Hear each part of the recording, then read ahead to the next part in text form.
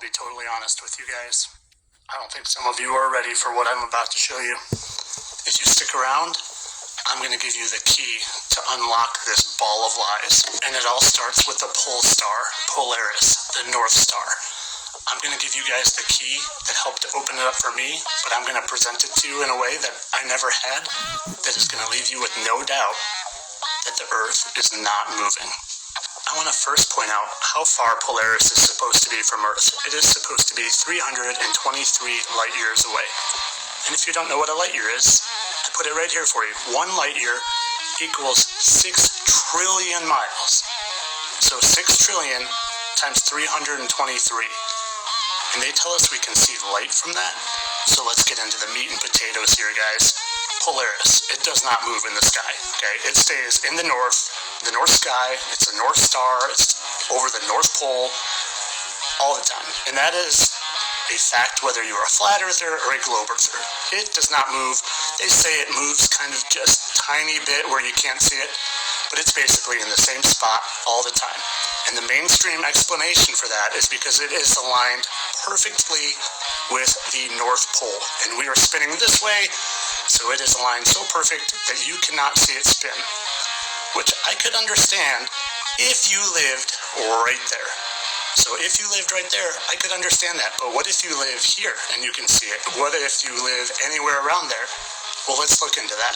So what I'm about to show you here is 3 separate experiments where I try to duplicate if you are right here and the Earth was spinning, what you would see. And then I did one if you were off to the side and what you would see. And I want to take you through these. So here's the first one where I tried to duplicate living in the North Pole. And it looks like it is very still. It is in the same place, correct? Next, I tried to duplicate living on the side of the Earth, like the United States, to see if it would move. And it's clearly moving and not in the same spot, but it's negligible. You can't really tell that much. But to this point, I've only taken into account the Earth's rotation and nothing else.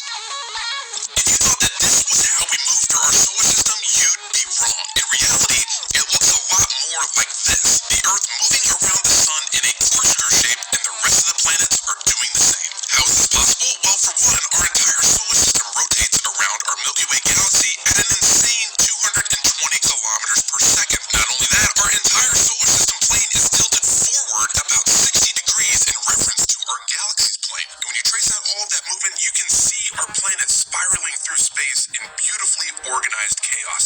So let me break this down for you. The Earth is supposedly moving in 4 different manners. It is rotating at the equator at 1,000 miles per hour. It is traveling around the Sun at 67,000 miles per hour. It is traveling through the galaxy at 400,000 miles per hour. And it is traveling through the entire universe at 2 million miles per hour. And Polaris doesn't move. Well, I added just a second movement to my test. So far, I've just had the test of spinning either in the middle or on the outside. Now I added that second movement of rotating around the Sun while it's spinning. So let's see how that looks. So here is only adding in a second movement. We have the rotation and we have the revolving around the Sun, and Polaris would move unquestionably. So you need to ask yourself this honest question. If the Earth were actually spinning at the equator at 1,000 miles per hour and revolving around the Sun at 67,000 miles per hour in a different direction, mind you, and traveling through the solar system at 400,000 miles per hour in a different direction, mind you, and traveling through the universe at 2 million miles per hour in a different direction, mind you, would Polaris always sit right there? Or is it possible that the stars are revolving around us? Ask yourself, are you going to let yourself use that key now that you have it? Or are you going to throw it away?